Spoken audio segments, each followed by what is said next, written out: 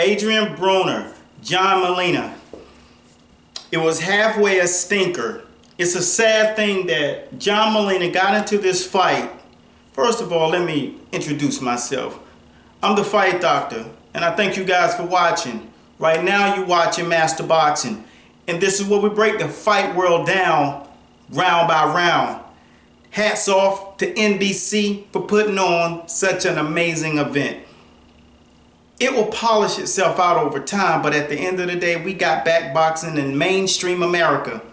But John Molina and Adrien Broner did not put on the most appetizing fight, but I can say this, and let me take the negative away, because Adrien Broner did what he needed to do, and I know right now he's feeling much more comfortable in the training that he's doing.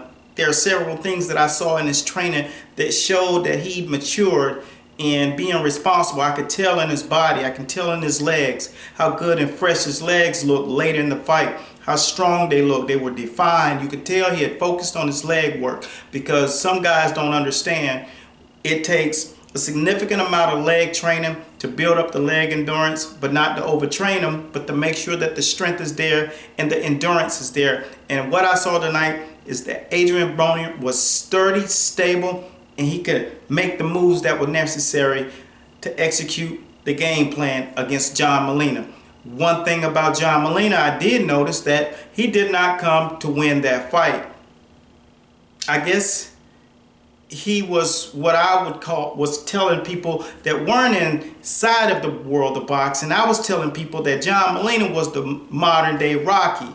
He was the tough guy. He was the Rocky Marciano. He was the Italian stallion, Rocky Balboa. But he came into the ring and he froze up. The stage was too big, and that's what I saw in his eyes before he even walked out. He has a great coach in Mr. Goosen, Coach Goosen, and I do not blame the coach. I totally blame the fighter. The water was just too deep for John Molina, and Adrien Broner exposed it. And I think some of that speed was overwhelming for him. The stage was too big for him. You got to have a certain ring cachet. Whenever you step in behind those cameras and into that square circle, you got to be ready for battle. You got to be ready to let your hands go, freely flow them in the right spots. Adrien Broner stood his ground, tried to walk him back. He didn't really walk him back, but his jab was on point. Pop, nice jab, pop, counter right, hook. He didn't throw enough right hooks to the body, left hooks to the body, or right hooks up top, and they were there to be. So when he does watch the fight, he will see that he had many opportunities to really get John Molina in a trouble situation. So he will definitely continue to improve. He did look sharp. He hardly wasted a punch. He hardly threw a lot of punches, but at the end of the day, he did what was necessary to do to get the victory. But that's not what this stage was for. This stage was bigger than the guys that were in that ring tonight. This was for the entire sport and the entire world of boxing, because the world was watching, and we needed to make sure that our performances that night were going to be of the par. And it was not quite appetizing, the first fight, but like I said, Adrien Broner came in there, he was sharp, he was working behind the shoulder, he walked to him, he stepped around, he hooked off the jab, he did a lot of good things.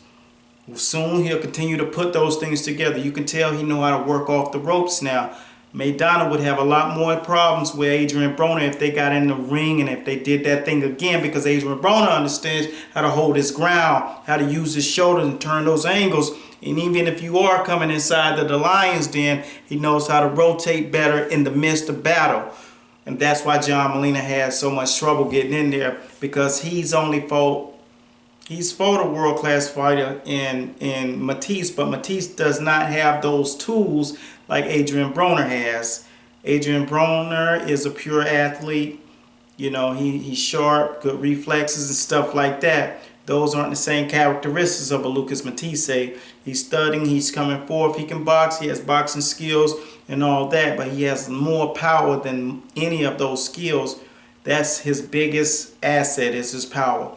So tonight he fought a guy who had angles, knew how to use the jab, and the jab was quick. Adrien Broner, he was sharp, man. He's gonna beat a lot of guys. You know, I said some things about him, about his lack of dedication.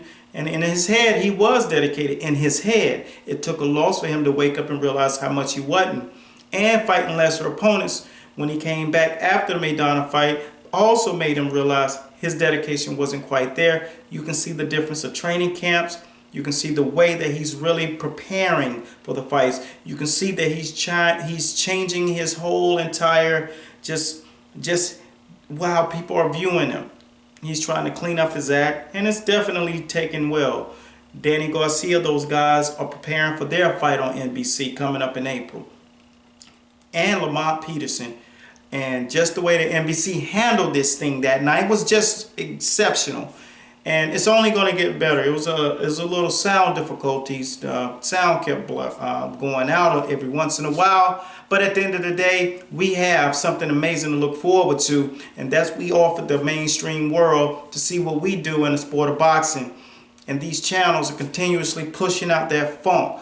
And we're going to do a breakdown and demonstration this week. So those who didn't really tune into the fight, or you didn't record it so you can't really look back at it, tune into the channel. If you want to see what it looked like, mano a mano, I'll be doing fight demonstrations. So you can definitely understand what happened in those fights. I will break down the Molina fight, Adrien Broner fight, and I will break down the Keith Thurman fight, Robert Guerrero. And you can see, why did Robert Guerrero lose this fight? How did he get caught up in that whirlwind that Keith Thurman continuously put him in? And in the same thing, and in the same light, why did John Molina get caught in the headlights like a deer at night? We'll break these things down. But Adrien Broner comes away with a unanimous decision. He won about 11 of 12 rounds. It wasn't even close. John Molina was making excuses about Adrien was moving too much. He wasn't moving hardly at all, little to none. That's just a poor excuse. I can't believe he even shot himself in the foot like that. But when it's all said and done, John Molina just should not have, he shouldn't have said anything after that fight, because Adrien Broner came in there and did what he had to do. He performed like a true soldier. He performed like a pure boxer. They call me the fight doctor, and I thank you guys for watching us. And you're watching Master Boxing, and this is where we break the fight world down, round by round. So holla at your boy. Tune into those posts. Subscribe to the channel. We here for you. Leave your comments what you thought about the fight. We'd love to chop it up with you. Peace.